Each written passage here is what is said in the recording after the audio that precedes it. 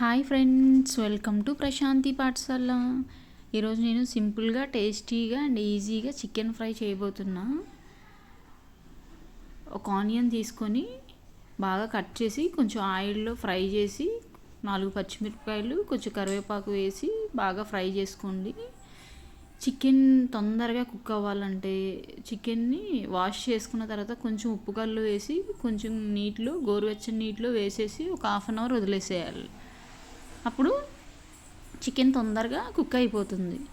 So ఈ విధంగా chicken బాగా ఫ్రై చేసుకొని కొంచెం పసుపు, కొంచెం అల్లం వెల్లుల్లి పేస్ట్ వేయించుకొని బాగా వేయించుకోవాలి. పసుపు వేసాం కదా, ఇది కొంచెం వేగిన తర్వాత కొంచెం అల్లం వెల్లుల్లి పేస్ట్ కూడా ఒక 1/2 టీ స్పూన్.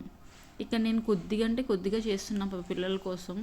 వాళ్ళకి చికెన్ ఫ్రై అంటే ఇష్టం, నేను కర్రీ కొంచెం ఫ్రై వాళ్ళ కోసమని ఇలా కుక్ చేస్తాను అప్పుడప్పుడు. సో ఇది ఈజీగా టేస్టీగా అయిపోతుంది. ఎక్కువ మసాలాలు కూడా అవసరం లేదు.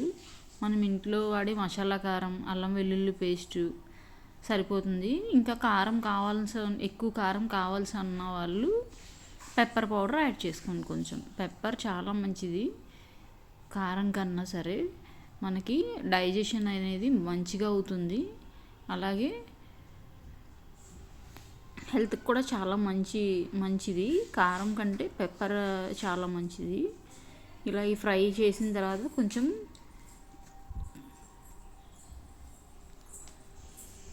కారం కూడా వేసుకోండి.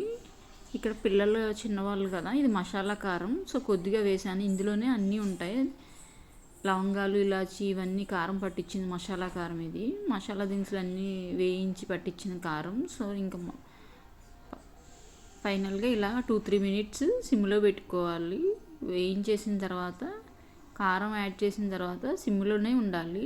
హైలో పెట్టుకుంటే కుక్ అవ్వవు పీసెస్. సిమ్లోనే వేయిస్తూ 2 మినిట్స్ సిమ్లో పెట్టుకుంటూ రావాలి.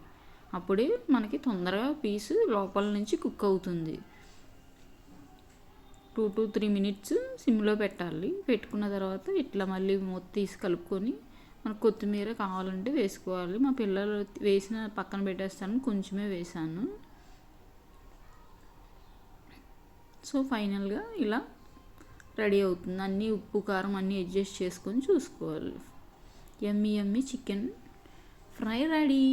ఈజీగా టేస్టీగా సింపుల్గా చేసుకోవచ్చు. Subscribe my channel.